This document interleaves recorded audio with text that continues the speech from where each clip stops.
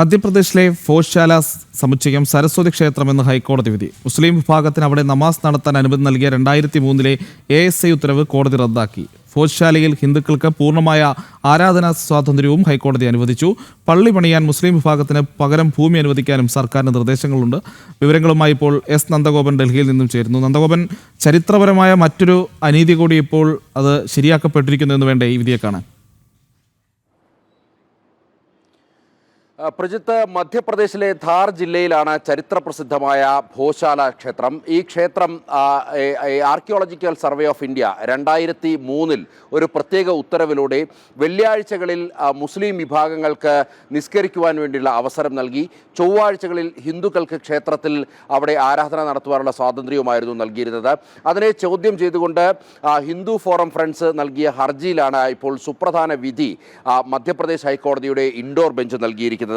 ഈ വിധിയിൽ ചൂണ്ടിക്കാണിക്കുന്നത് ക്ഷേത്രം പൂർണ്ണമായും ആരാധനയ്ക്ക് വേണ്ടി ഹിന്ദുക്കൾക്ക് നൽകണമെന്നുള്ളതാണ്. അവിടെ മുസ്ലിങ്ങൾക്ക് നമാസ് നടത്തുവാൻ വേണ്ടിയുള്ള അവസരം പൂർണ്ണമായും നിഷേധിച്ചിരിക്കുകയാണ്. അത് നീതികേടാകുമെന്നുള്ളതാണ് കോടതി പ്രധാനമായും നിരീക്ഷിച്ചത്. മാത്രമല്ല, ക്ഷേത്രത്തിൻ്റെ ഓണർഷിപ്പ് അല്ലെങ്കിൽ ക്ഷേത്രം പരിപാലിക്കുന്നതിൻ്റെ ചുമതല അത് ആർക്കിയോളജിക്കൽ സർവേ ഓഫ് ഇന്ത്യയ്ക്ക് ആയിരിക്കുമെന്നുള്ളതാണ് ജസ്റ്റിസുമാരായ വിജയകുമാർ ശുക്ല അതേപോലെ തന്നെ അലോക് വസ്തി എന്നിവരടങ്ങിയ ബെഞ്ച് വ്യക്തമാക്കിയത്. 2003 ആർക്കിയോളജിക്കൽ സർവേ ഓഫ് ഇന്ത്യ ഇത്തരത്തിൽ ഒരു ഉത്തരവ് പുറപ്പെടുവിച്ചിരുന്നത്. അതായത് ചൊവ്വാഴ്ചകളിൽ ഹിന്ദുക്കൾക്ക് പൂജയ്ക്കും വെള്ളിയാഴ്ചകളിൽ നമാസിനും മുസ്ലിങ്ങൾക്ക് നമാസ് നടത്തുവാനും വേണ്ടിയുള്ള അവസരം നൽകിയത്. ഏതായാലും ഈ മുസ്ലിം വിഭാഗത്തിൻ്റെ മതപരമായ അവകാശങ്ങൾ സംരക്ഷിക്കപ്പെടുവാൻ വേണ്ടി ധാർ ജില്ലയിൽ തന്നെ മറ്റൊരു അനുയോജ്യമായ സ്ഥലം കണ്ടെത്തി പള്ളി നിർമ്മിക്കുവാൻ വേണ്ടി കോടതി നിർദ്ദേശിച്ചിരിക്കുകയാണ്. ഈ പള്ളി നിർമ്മിക്കുവാൻ വേണ്ടിയുള്ള സ്ഥലം വിട്ടു നൽകുവാൻ വേണ്ടി സർക്കാരിന് അപേക്ഷ നൽകുവാൻ കോടതി നിർദ്ദേശിച്ചിരിക്കുകയാണ്. ഈ അപേക്ഷ എത്തിയാലുടൻ നടപടി സ്വീകരിക്കുവാൻ വേണ്ടി കോടതി സർക്കാരിനോട് നിർദ്ദേശിച്ചിട്ടുണ്ട്. മാത്രമല്ല, ഈ പുരാതന സ്മാരകങ്ങളും വിഗ്രഹങ്ങളും സംരക്ഷിക്കുവാനുള്ള ഭരണഘടനാപരമായ കർത്തവ്യം അല്ലെങ്കിൽ അവകാശം സർക്കാരിനുണ്ട് എന്നുള്ളതാണ് കോടതി ചൂണ്ടിക്കാണിക്കുന്നത്.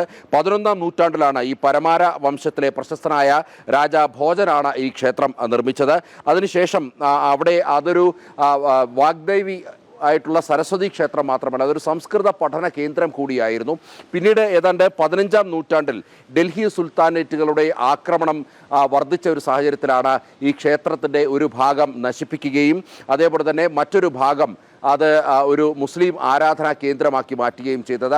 ഈ മുസ്ലിം ആരാധനാ കേന്ദ്രത്തിൻ്റെ അല്ലെങ്കിൽ ആ കേന്ദ്രം ഉണ്ടാക്കിയപ്പോൾ അതിൻ്റെ ക്ഷേത്രത്തിലെ തൂണുകളും കല്ലുകളും മറ്റും ഉപയോഗിച്ചായിരുന്നു ഈ മുസ്ലിം ആരാധനാ കേന്ദ്രം ഉപയോഗിച്ച് ഇത് പണിതത്. അത് കൃത്യമായി തന്നെ അതായത് ഇതൊരു ക്ഷേത്രമായിരുന്നു എന്നുള്ളത് ഏവർക്കും വ്യക്തമാകുന്ന, ഒരു സാധാരണക്കാരന് പോലും വ്യക്തമാകുന്ന രീതിയിലാണ് അവിടെ ഈ പള്ളി നിർമ്മിച്ചിരുന്നത് എന്നുള്ളതാണ് ശ്രദ്ധേയം. ഏതായാലും ഈ ഭോശാല വിഗ്രഹം അത് നിലവിൽ ഏതാണ്ട് 1875 നടന്ന ഖനനത്തിൽ അത് ലഭിച്ചിരുന്നു. അത് പിന്നീട് ബ്രിട്ടീഷ് മ്യൂസിയത്തിലേക്ക് കൊണ്ടുപോയി ആ വിഗ്രഹം തിരിച്ചു കൊണ്ടുവരുവാൻ വേണ്ടിയുള്ള നടപടികൾ ഇപ്പോഴും തുടരുകയാണ്.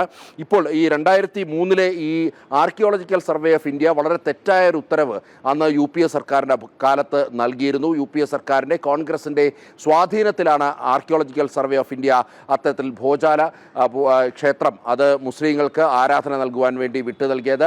ഇപ്പോൾ അതിനെതിരെ കൃത്യമായൊരു നടപടി സ്വീകരിച്ചിരിക്കുകയാണ്. നമുക്കറിയാം, അയോധ്യ ക്ഷേത്രം പോലെ ഇപ്പോൾ മറ്റൊരു സുപ്രധാന വിധി കൂടി മധ്യപ്രദേശ് ഹൈക്കോടതിയുടെ ഇൻഡോർ ബെഞ്ച് നൽകിയിരിക്കുകയാണ്.